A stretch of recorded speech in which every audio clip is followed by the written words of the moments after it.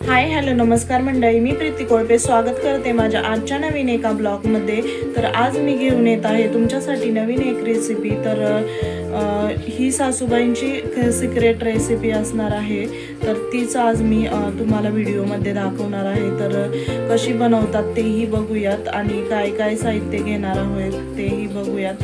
तर त्यासाठी व्हिडिओ शेवटपर्यंत नक्कीच बघा, लाईक शेअर आणि कमेंट करायला विसरू नका। चॅनलला सबस्क्राईब केले नसेल तर लवकरात लवकर जाऊन चॅनलला सबस्क्राईब करा।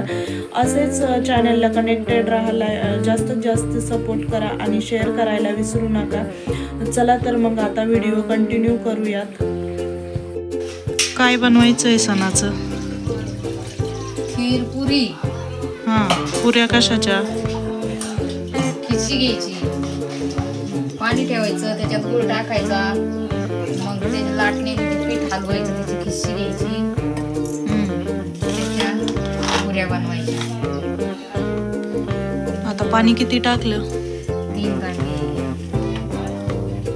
आणि गूळ 3 पावशेर, जसं आपल्याला वाटत तसं करायचं। अर्धा किलो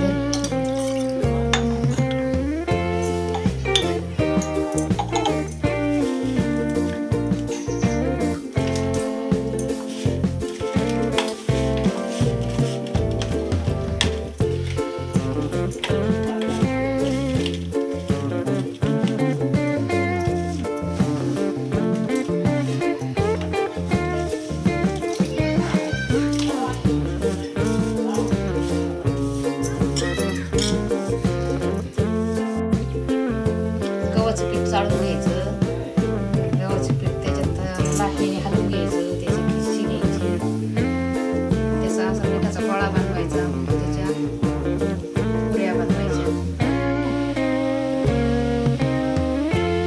चवीनुसार थोडंसं मीठ टाकून घ्यायचं आणि आता त्याला व्यवस्थित उकळी काढून घ्यायची। उकळी आल्यानंतर यामध्ये गव्हाचं पीठ टाकून घेणार आहोत आपण आणि त्याची खिशी घेणार आहे। आता आपल्याला अशा प्रकारे गव्हाचं पीठ टाकून व्यवस्थित हटून घ्यायचं आहे। मस्त खिशी घेऊन घ्यायची त्याची।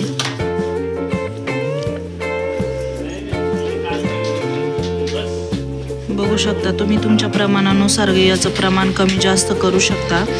आम्ही 3 तांब्यानुसार पीठ टाकून घेणार आहोत। त्याचं जास्त पातळ नाही झालं पाहिजे ते पीठ।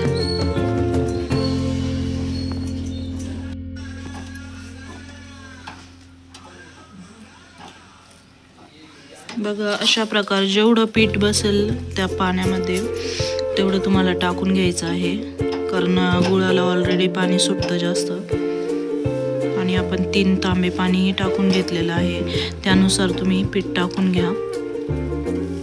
बघू शकता तुम्ही आता आपली खिशी घेऊन झालेली आहे।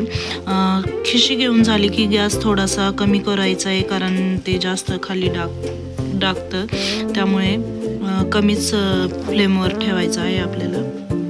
आता आपली खिशी घेऊन झालेली आहे, त्यानंतर आपण व्यवस्थित थंड झाल्यानंतर पीठ मळून घेणार आहोत याचं आणि त्यानंतर आपल्याला त्याच्या पुऱ्या बनवून घ्यायच्या आहेत। तर हे व्यवस्थित आपल्याला मळून घ्यायचं आहे, थोडंसं थंड होऊन द्यायचं, जास्तही थंड नाही होऊन द्यायचं, थोडीशी वापरायली पाहिजे त्यामध्ये, म्हणजे व्यवस्थित मळता येतं। हे बघा अशा प्रकारे आपल्याला व्यवस्थित मळून घ्यायचं आहे हे पीठ। जास्तच गरम असेल तर तुम्ही थोडासा पाण्याचा हातही लावू शकता आणि एकदम असं आपण चपातीला पीठ मळतो तसं मळून घ्यायचं आहे।